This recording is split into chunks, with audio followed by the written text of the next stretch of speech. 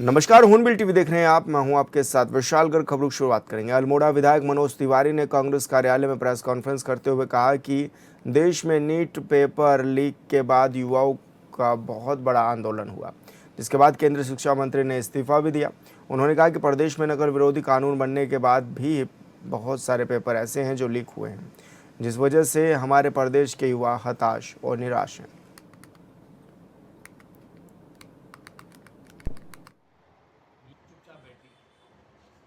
लगातार जो देश के अंदर पेपर लीक हो रहे हैं, इसको लेके इस देश के युवाओं ने एक बहुत बड़ा आंदोलन किया और सरकार को बैकफुट पे आना पड़ा।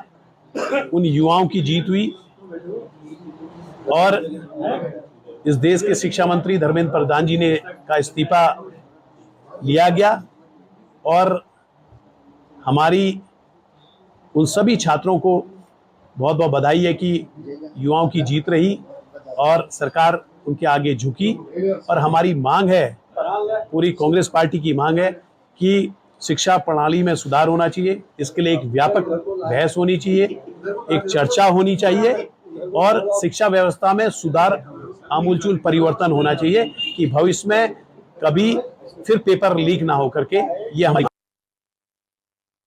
नैनीताल में कुमाऊं आयुक्त दीपक रावत ने जनता की समस्याओं को उनके पास जाकर बारीकी से सुना है। इस दौरान उन्होंने सभी समस्याओं को निपटाने के दिशा निर्देश भी अधिकारियों और कर्मचारियों को दिए हैं। आराम से खड़े रहिए। घरेलू विवाद संबंधित किससे है विवाद आपका?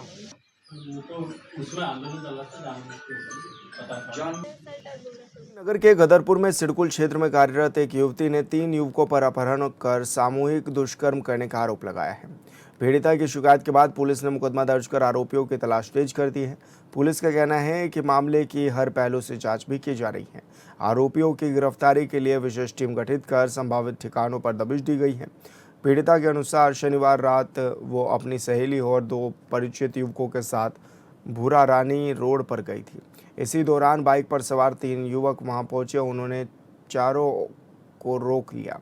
आरोप है कि तीनों ने जबरन दोनों युवकों और दोनों युवतियों को उन्हीं की बाइक पर बैठाकर गदरपुर की ओर ले जाना शुरू कर दिया।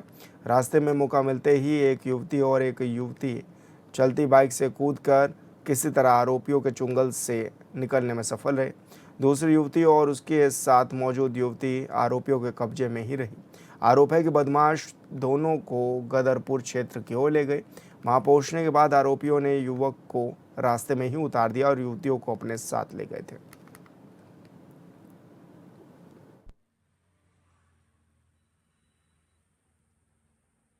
ये कल रात को सूचना प्राप्त हुई थी कि एक लड़की का अपहरण कर लिया गया है कुछ लोगों के द्वारा। 3 लोग जो बाइक में आए थे उनके द्वारा अपहरण कर लिया गया है। और लड़की थोड़ी देर बाद स्वयं पहुंच गई थी वापस। तो उसने बताया कि उसके साथ दुष्कर्म हुआ। तो उस पर पुलिस टीम हमने रवाना करी थी और अपराध एफआईआर पंजीकृत कर दी गई है उसमें, बलात्कार की धाराओं में। और जो पीड़िता द्वारा बताया गया घटनास्थल, उसका निरीक्षण ये जो अभी कर लिया गया है। और जो 3 बताए गए हैं अपराधी, उनकी पहचान के प्रयास किए जा रहे हैं। उनको जल्दी हम कोशिश करेंगे कि उनको जल्दी गिरफ्तार किया जाए। सर, पीड़ित बाहर ले गया या संवाददाता महेंद्र पाल सिंह हमारे साथ फोन लाइन पर जुड़ गए हैं। महेंद्र, क्या कुछ जानकारी मिल रही है आखिर, क्योंकि इतनी बड़ी घटना को अंजाम देना, और फिर अब पुलिस क्या कुछ कार्रवाई कर रही है इस पूरे मामले में? जी देखिए, पुलिस की बात करें तो उधम सिंह नगर जिले की रुद्रपुर की पुलिस बहुत सख्ती से काम कर रही है इसमें, और बड़े सही तरीके से जांच भी हो रही है वैज्ञानिक विधि से भी। क्योंकि जिस तरह से लड़की को रुद्रपुर से किडनैप करके लाया गया और नेशनल हाईवे 74 गदरपुर के खेतों में उसका गैंग रेप किया गया, और पीड़ित को लेकर पुलिस पहुंची थी, और जिसमें फॉरेंसिक टीम थी, महिला पुलिस अधिकारी थी बहुत सी, और पीड़िता ने वो स्थल दिखाया कि जहां गैंग रेप हुआ। तो वहां से एविडेंस कलेक्शन का काम जो फॉरेंसिक टीम है उन्होंने किए हैं। उत्तम सिंह नेगी थे और वैभव सैनी थे, और जो अन्य पुलिस अधिकारी थे मौके पर, उन लोगों ने मतलब स्नीफर डॉग के साथ भी ये कार्रवाई की है। जी, लेकिन ऐसे में इतनी बड़ी वारदात को अंजाम देना, और क्या पुलिस अलर्ट नजर नहीं आ रही है क्या उधम सिंह नगर में? देखिए, पुलिस की बात करें तो घटना का पता तुरंत चल गया था पुलिस को कि किडनैप हुआ है, कोई लड़की कोई किडनैप हुई, तो लगातार टीमें दबिश दे रही थी आसपास के क्षेत्रों में, लेकिन लोकेशन नहीं मिल पा रही थी। थोड़ी देर बाद ही पुलिस सक्रिय हो गई थी। उधम सिंह नगर जिले की पूरी पुलिस महकमा इसमें लग गया था, लेकिन लोकेशन नहीं मिलने के कारण और ये सब घटना जो है गैंग रेप की बजाई नहीं जा सकी, लड़की को ये अपराध सहन करना पड़ा। जी बिल्कुल महेंद्र, बहुत शुक्रिया आपका तमाम जानकारी साझा करने के लिए। विकासनगर विधानसभा क्षेत्र के जामन खाता ग्राम सभा में कांग्रेस को बड़ा झटका लगा है। ग्राम सभा के कई परिवारों ने कांग्रेस छोड़कर भारतीय जनता पार्टी का दामन थाम लिया है। कार्यक्रम के दौरान जामन खाता के निर्वाचित उप प्रधान ने भी कांग्रेस से इस्तीफा देकर बीजेपी की सदस्यता ग्रहण कर ली है। इस मौके पर विधायक मुन्ना सिंह चौहान ने पटका माला पहनाकर सभी का स्वागत भी किया है।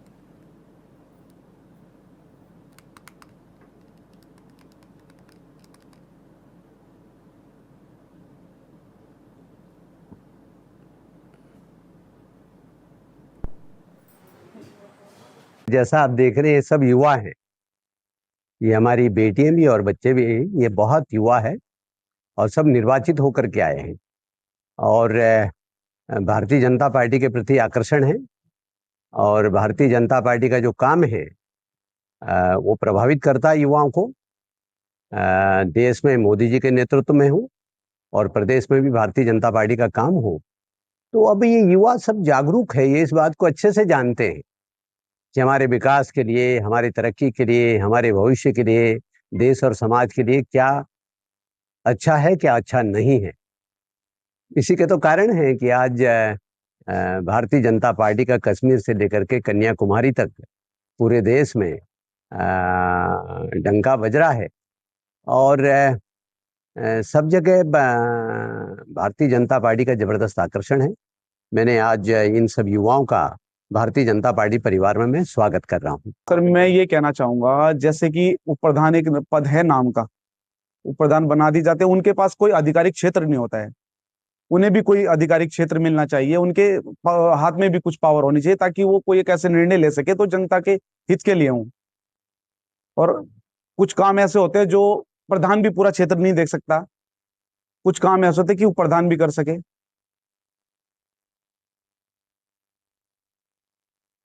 नगर में बीजेपी महिला मोर्चा ने लखपति दीदी सम्मान समारोह का आयोजन कर स्वरोजगार के क्षेत्र में मिसाल बनी 53 महिलाओं को सम्मानित किया है। कार्यक्रम में बीजेपी नेताओं ने कहा है कि केंद्र सरकार की योजनाओं से ग्रामीण महिलाओं को आत्मनिर्भर बनाने का अवसर मिला है।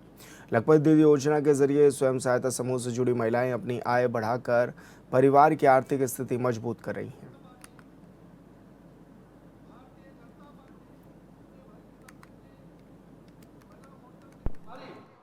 विस्तृत रूप से जिनका हमें मार्गदर्शन प्राप्त होना है,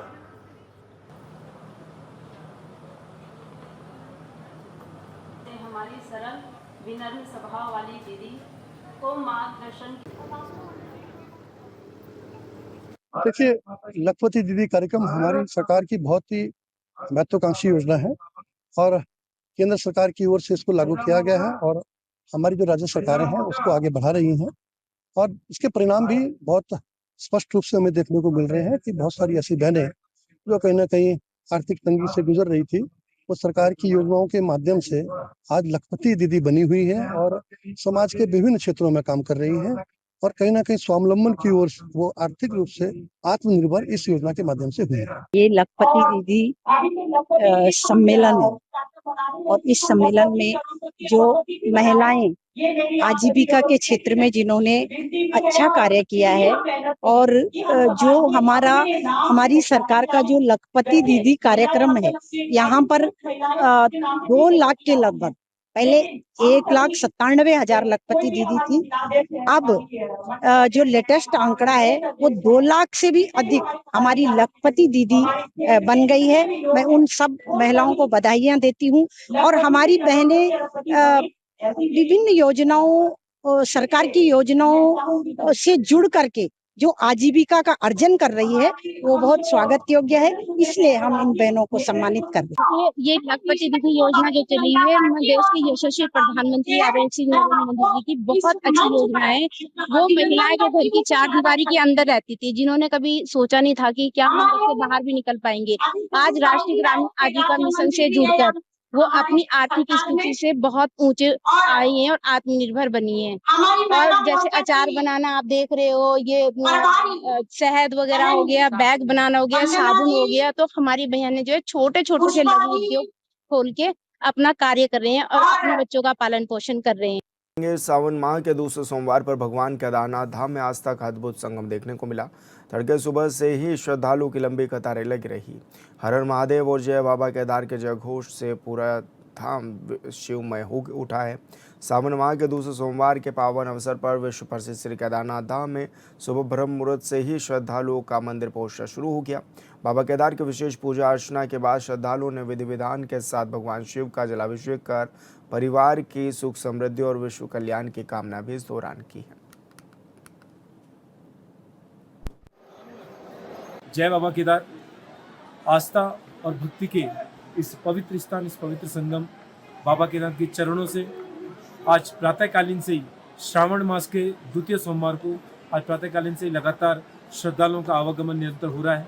मैं पुनः आप सभी श्रद्धालुओं को श्री केदार धाम आने में निमंत्रण देता हूँ। आइए आप सब लोग आस्था के इस पवित्र संगम में आप सब लोग जरूर आए। और मैं विशेष रूप से ये भी आश्वस्त करना चाहता हूँ कि जिला प्रशासन, पुलिस प्रशासन द्वारा लगातार श्रद्धालुओं की सुरक्षा को देखते हुए निरंतर उनके द्वारा जितनी भी तैयारी थी वो सब पूर्ण रूप से कर दी गई है। और साथ ही साथ श्री बद्रीनाथ केदार मंदिर समिति द्वारा माननीय अध्यक्ष महोदय के निर्देशानुसार समस्त जितने भी यहाँ पे अधिकारी वर्ग और कर्मचारी वर्ग हैं जो भी मानसून यात्रा में ड्यूटी पे लगे, सभी को भी हमारे जो अतिथिगण आ रहे हैं, किस प्रकार से हम सब लोग उनको अतिथि देवो भव के भाव से हम लोग यहाँ पर दर्शन कर रहे हैं, उसी के परिप्रेक्ष्य में निरंतर यहाँ पर सभी के द्वारा जितने भी हमारे ITBP के जवान हैं, सेना के जवान हैं, SDRF, NDRF, जितने भी सरकारी संस्था हैं इस केदारनाथ धाम में निरंतर ड्यूटी पे लगी हैं, सभी के द्वारा जितने भी हमारे, यदि मैं बात करूँ आपदा प्रबंधन विभाग DDRF के द्वारा भी लगातार यहाँ पर इस पूरे क्षेत्र की मॉनिटरिंग की जा रही है। तो मैं पुनः आप सभी लोगों का इस पवित्र बाबा केदार की इस पुण्य भूमि में, इस पुण्य धरा में आप सब लोगों का हार्दिक स्वागत एवं अभिनंदन करता हूँ। हरिद्वार के शिवालिक नगर क्षेत्र में सुरक्षा व्यवस्था को मजबूत करने के लिए नगर पालिका अध्यक्ष राजीव शर्मा ने बड़ी पहल की है। उनके प्रयासों से नगर पालिका क्षेत्र के प्रमुख स्थानों पर करीब 100 अत्याधुनिक CCTV कैमरे लगाए गए हैं। इन कैमरों से क्षेत्र की 24 घंटे निगरानी की जाएगी। खास बात यह है कि CCTV कैमरों की निगरानी से सिडकुल, रानीपुर और ज्वालापुर थाना क्षेत्र भी कवर होंगे। हरिद्वार के SSP नवनीत सिंह भुल्लर ने बताया है कि CCTV कैमरे अपराध नियंत्रण और घटनाओं के त्वरित खुलासे में बेहद मददगार साबित होंगे। नगर में शुभारंभ हुआ है नगर पालिका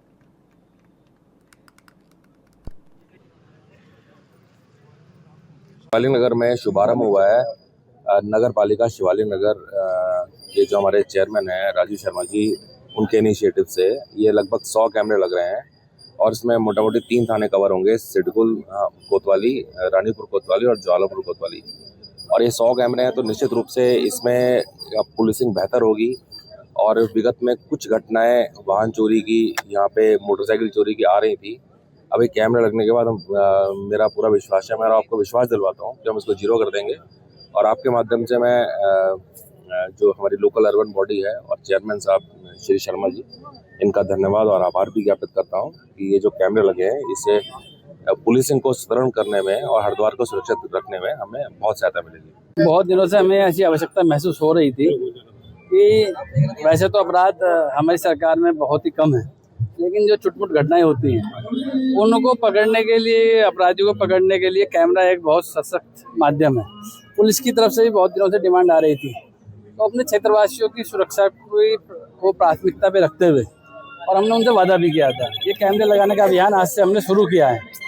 और जैसा अभी SSP साहब ने बताया कि हमारे जो नगर पालिका क्षेत्र से जुड़ी हुई 3 कोतवाली हैं, यानी कि रानीपुर, शेडकुल और ज्वालापुर, वो काफ़ी क्षेत्र हम कवर करेंगे। नगर पालिका का पूरा क्षेत्र कवर करने के साथ साथ इधर आने के औरंगाबाद के पुल तक, इधर ज्वालापुर में हम जो है घास मंडी से लेकर और पुल जटवाड़ा तक, इधर मध्य मार्ग तक, साथ में पूरा नगर पालिका क्षेत्र, और लगभग 100 कैमरे लगेंगे, तो निश्चित ही इससे पुलिसिंग बहुत मजबूत होगी। और संवाददाता मनोज कश्यप हमारे साथ फोन लाइन पर जुड़ गए हैं। मनोज, इन सीसीटीवी कैमरे लगने से कितना फायदा जो है वो हरिद्वार क्षेत्र में होता हुआ नजर आएगा?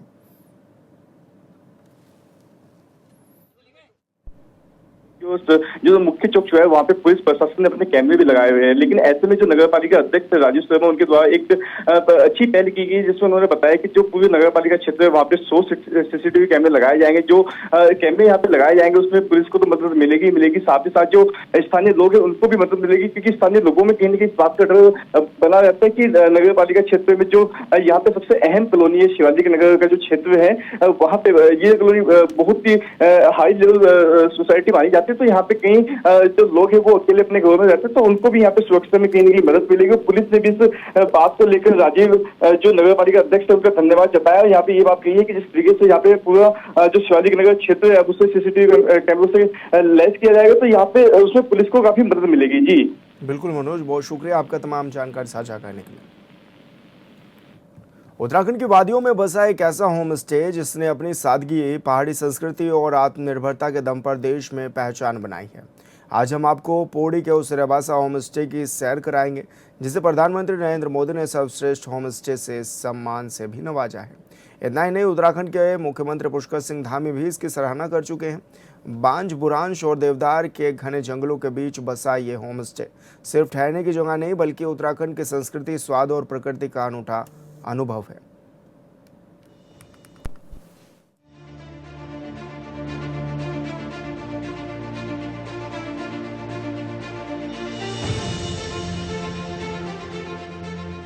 उत्तराखंड में पौड़ी जिले के कलजीखाल ब्लॉक के मोदीबाग गांव में स्थित रेबासा होम स्टे आज उत्तराखंड की नई पहचान बन चुका है। जिला मुख्यालय से करीब 30 किलोमीटर दूर प्रकृति की गोद में बसे इस होम स्टे ने अपनी अलग पहचान बनाई है। यहाँ पहुँचते ही मेहमानों का स्वागत पहाड़ की सादगी, अपनापन और प्राकृतिक खूबसूरती से होता है। जितने भी होम स्टे हैं पूरे उत्तराखंड में जो जिन्होंने बनाए हैं होम स्टे, बहुत से होम स्टे हैं, तो होम स्टे लोगों ने कमर्शलाइज बनाए हैं। तो ये जो होम स्टे है रेबासा, मोतीबाग रेबासा, यहाँ पर होम स्टे तो है, लेकिन यहाँ पर आपको यहाँ पर ऑर्गेनिक ताज़ी सब्जियाँ, दूध, दही, घी, ये जो होता है सारा अपना इनका अपना प्रोडक्ट अपने घर का होता है। भाई ये इसकी खासियत है। रेबासा होम स्टे का संचालन वरिष्ठ पत्रकार, लेखक और रंगकर्मी त्रिभुवन उनियाल करते हैं। उन्होंने लगभग 90 नाली जमीन पर ऑर्गेनिक खेती को बढ़ावा दिया है।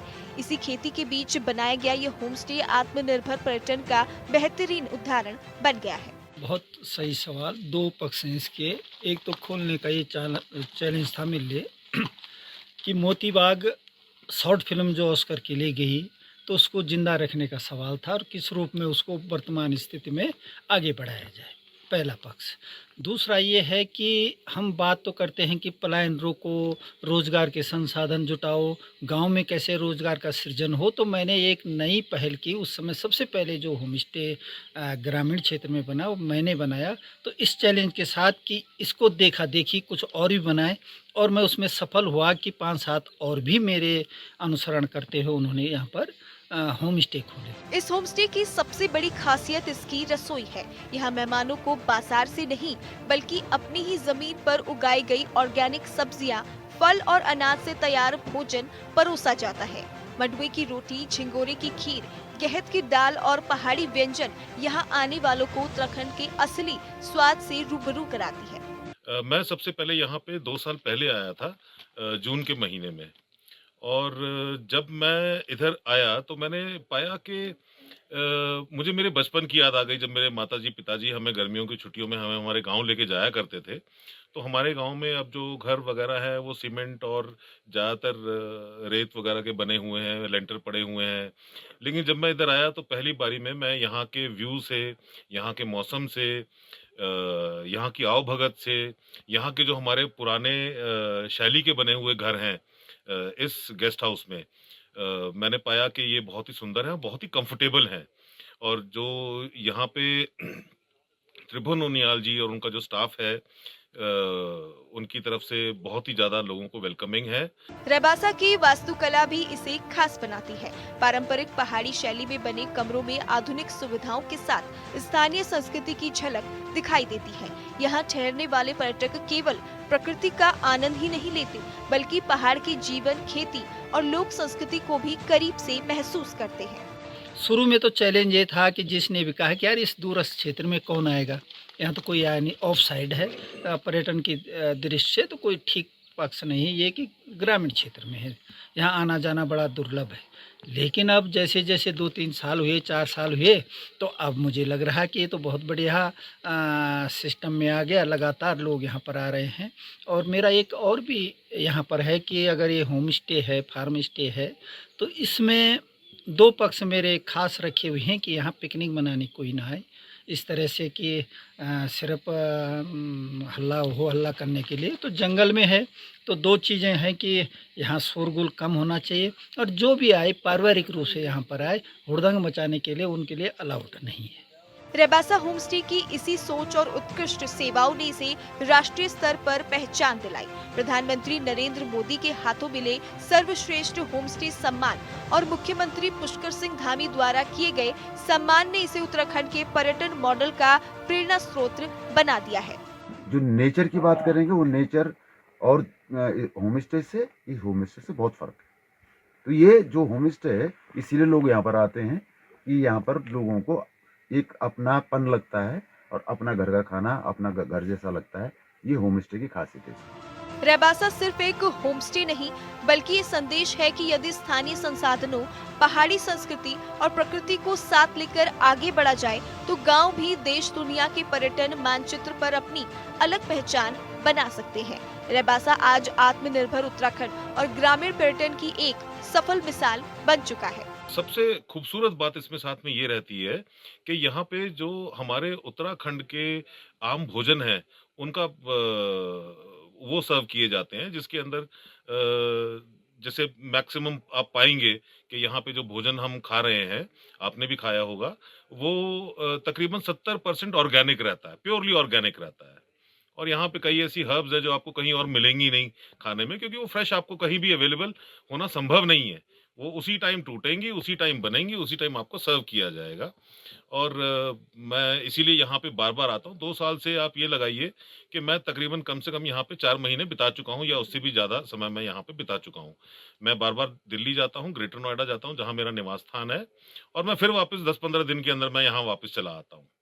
तो वहाँ पे रहने का मन नहीं करता है, पोल्यूशन के कारण, गर्मी के कारण, ह्यूमिडिटी के कारण, क्लस्ट्रोफोबिया के कारण। यहाँ पे बाहर बैठता हूँ, घंटों तक बैठा रहता हूँ, मेरे को फोन को देखने की आवश्यकता नहीं पड़ती, ना इंस्टाग्राम, ना व्हाट्सएप, मेरे को कुछ देखने की आवश्यकता नहीं। प्रकृति, संस्कृति, ऑर्गेनिक खेती और पहाड़ी अतिथ्य का अद्भुत संगम, यही है पौड़ी का रेबासा होमस्टे। सम्मान मिलने के बाद अब ये स्थल देश विदेश से आने वाले पर्यटकों के लिए आकर्षण का केंद्र बनता जा रहा है। Bureau report, hornbill TV.